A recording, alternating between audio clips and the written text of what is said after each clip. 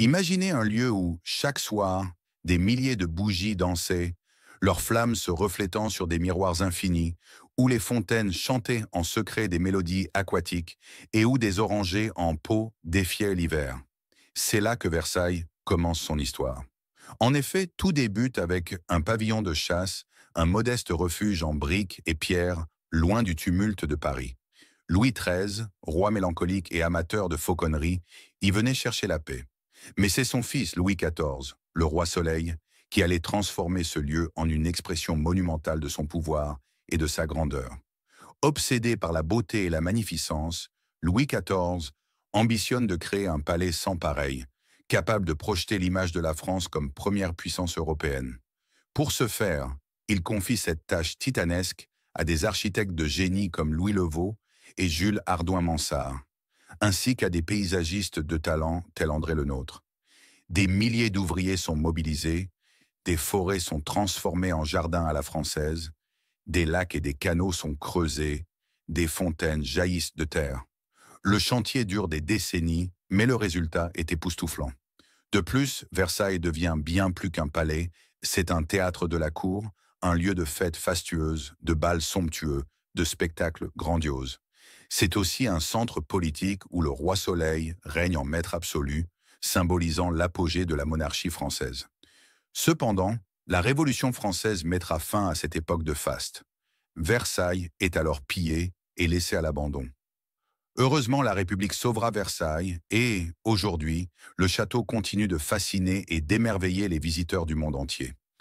Or, derrière les murs dorés, se cachent des passages secrets et des portes dérobées, utilisées autrefois par les courtisans pour échapper aux regards indiscrets.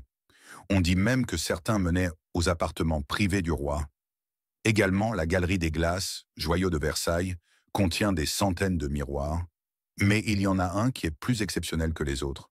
On dit qu'il pouvait refléter l'avenir et les désirs les plus profonds de ceux qui le regardaient.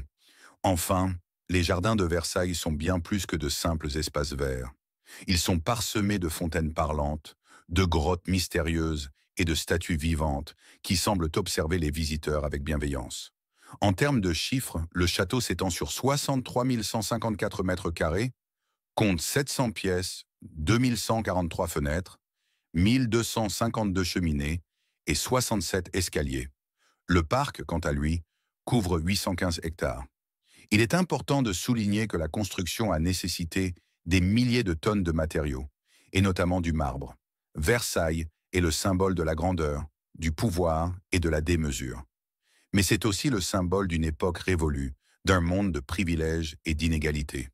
Aujourd'hui, il est le symbole d'un patrimoine universel, d'une richesse culturelle et d'une histoire fascinante. Et les mystères de Versailles restent de nombreux. Les identités de certains fantômes qui hantent dans les lieux, les secrets cachés dans les archives, les histoires d'amour et de trahison qui ont fait vibrer les murs. Versailles continue de fasciner et de surprendre. Ce lieu n'est pas qu'un château, c'est une porte ouverte sur un monde d'histoire, de beauté, de mystère et d'imaginaire. Un lieu où le passé résonne avec force dans le présent.